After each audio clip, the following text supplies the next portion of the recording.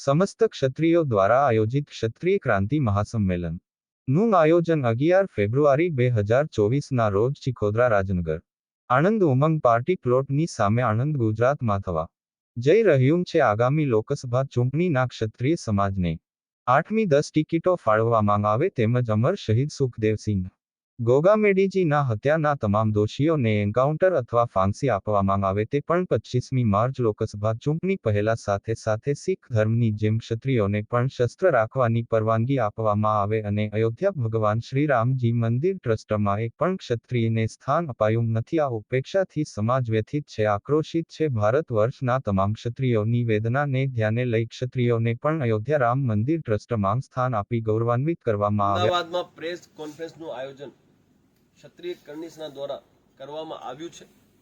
4 સૂત્રી માંગોને લઈને અમે આણંદમાં ક્ષત્રિય ક્રાંતિ મહાસંમેલનનું આયોજન તારીખ 11 ફેબ્રુઆરી 2024 બપોરે 1:50 કરવા જઈ રહ્યા છે. આ આયોજન ચિખોદરા રાજનગર આણંદ ઉમંગ પાર્ટી પ્લોટની સામે આણંદ ગુજરાતમાં આયોજિત થવા જઈ રહ્યો છે. અને આ જે 4 સૂત્રી જે માંગો છે એ હું આપ સૌ સામે પ્રસ્તુત કરું છું. એમાં જે પહેલી અમારી માંગ છે, આગામી લોકસભા ચૂંટણીના ક્ષત્રિય સમાજને 8 થી 10 ટિકિટો ફાળવવામાં આવે તેમજ અમર શહીદ સુખદેવસિંહ ગોગામેડીજીના હત્યાના તમામ દોષીઓને એન્કાઉન્ટર અથવા ફાંસી આપવામાં આવે તે પણ 25 માર્ચ કાં તો લોકસભા ચૂંટણી પહેલા સાથે શીખ ધર્મની જેમ ક્ષત્રિયોને પણ શસ્ત્ર રાખવાની પરવાનગી આપવામાં આવે અને અયોધ્યા ભગવાન શ્રી રામજી મંદિર ટ્રસ્ટમાં એક પણ ક્ષત્રિયને સ્થાન અપાયું નથી. આ ઉપેક્ષાથી સમાજ વ્યથિત છે, આક્રોશિત છે.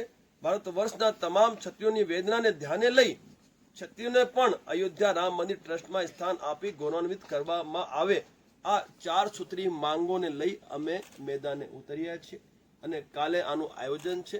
અને જાતિગત સમીકરણના આધારે ટિકિટોની ફાળવણી વર્ષોથી થતી આવી છે આ રાષ્ટ્રીય રાજનૈતિક પાર્ટીઓ દ્વારા. તો આ વખતે જે લોકસભા ચુનાવ છે ગુજરાતમાં, એમાં 8 થી 10 એવી લોકસભાની સીટો છે જ્યાં ક્ષત્રિય સમાજની ભરપૂર સંખ્યા છે.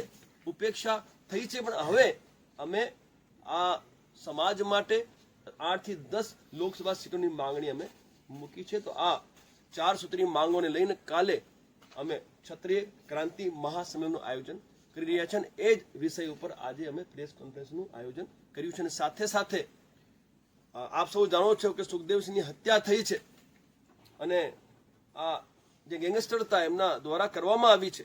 જ્યારે અમે વિરોધ કર્યો, આક્રોશ અમારો વ્યક્ત કર્યો, તો મને જાનથી મારી નાખવાની ધમકી એ લોકોએ આપી છે. એટલે આ જે ગેંગો છે એનું ખાત્મો થાય એ ઉદ્દેશ્ય લઈને પણ અમે આ રજૂઆત કરવા એ દિવસે ત્યાં ઉતરવાના છીએ.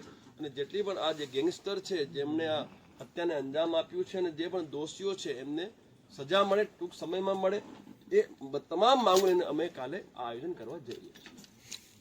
શેખાવતજી, 8 થી 10 સીટોની વાત કરવામાં આવી, તો કઈ બેઠકો ઉપર માંગ કરવામાં છે જ્યાં ક્ષત્રિય સમાજનું પ્રભુત્વ? સાહેબ, ખેડા, આણંદ, આપણા પંચમહાલ, સાબરકાંઠા, બનાસકાંઠા, પાટણ, એવી 8 થી 10 જે સીટો છે એનું આપને હું લિસ્ટ આપી દઈશ. એ સીટો પર ભરપૂર સંખ્યા છે ક્ષત્રિયોના. ક્ષત્રિય એટલે તમે સમજો, જે ક્ષત્રિયની પરિભાષામાં આવે એટલે ઉત્તર ગુજરાતમાં મારા ઠાકોરભાઈ છે એમને આપો, મધ્ય ગુજરાતમાં મારા બક્ષીપંચના જે ભાઈઓ છે એમને આપો. સંખ્યા છે ત્યાં જ માંગુ છું, બાકી નથી માંગતો. અને જ્યાં સૌરાષ્ટ્ર છે ત્યાં મારા ગરાસદાર છે, કાઠી છે, કારડિયા છે, એમને આપો. એટલે જ્યાં જેનું સંખ્યા વધારે હોય ત્યાં એમને ટિકિટની ફાળવણી કરવામાં આવે એ માંગ સાથે અમે આ આયોજનમાં ઉતરી ગયા છીએ. તમે જે એન્કાઉન્ટરની વાત કરી કે એન્કાઉન્ટર કરવામાં આવે તો તમને આ કોર્ટ પર ભરોસો નથી કે એમને ફાંસી મળશે? એવું છે સાહેબ, સંવિધાનને જેને બીક હોય ને એને સંવિધાનથી બેડવામાં આવે. આ લોકો વર્ષોથી હત્યાઓ કરતા આવ્યા છે. આ લોકોને સંવિધાનની બીક નથી એટલે સંવિધાન એનો નિર્ણય આપવામાં વર્ષો લગાડે, આપણે સૌ જાણીએ છીએ. અને એન્કાઉન્ટર થતા આવ્યા છે, ઇતિહાસ ગવાહ છે. ઉત્તર પ્રદેશમાં એન્કાઉન્ટર ઓછા થયા છે, યોગી આદિત્યનાથની સરકારે એન્કાઉન્ટર ઓછા કર્યા તો તમે મને જણાવો. એટલે એન્કાઉન્ટર થતા આવ્યા છે ને એન્કાઉન્ટર કરવામાં વાંધો હોવો જોઈએ નહીં, કારણ કે આ લોકોને સંવિધાનની બીક નથી. આ કાલે પાછા છૂટી જશે ને પાછા આ રીતે હત્યાઓને અંજામ આપશે. એટલે અમે એક જ માંગ મૂકી છે. દેવ અને અમારી એક જ માંગ હતી, તમામ સમાજની સર્વ સમાજની એક જ માંગ હતી, કારણ કે એ અમારા સમાજની અનમોલ રત્ન હતા અને અમારા સમાજની ધરોહર હતા. એટલે અમે સૌએ જે દિવસે હત્યા થઈ ત્યારથી એન્કાઉન્ટરની જ માંગ મૂકી છે અને આજે પણ અમારી એન્કાઉન્ટરની માંગ અમે લઈને મેદાને ઉતર્યા છે. અને સાથે સાથે 25 માર્ચ 2024ના રોજ સુધી અમે સમય આપ્યો છે સરકારને, રાજસ્થાન સરકારને, કેન્દ્ર સરકારને. જો તમે અમને ન્યાય નહીં આપો તો 26 માર્ચે તો અમે વિધાનસભામાં ધરણા પ્રદર્શન કરવા જવાના છે રાજસ્થાન, એની પણ અમે તૈયારી કરી બેઠા છીએ. એટલે અમે માંગ જે કરીએ છીએ એ અમારા જે ક્ષત્રિય સમાજના ઉપર જે હુમલો થયો છે એનો જવાબ અમારે આપવો પડશે ને, એના માટે અમે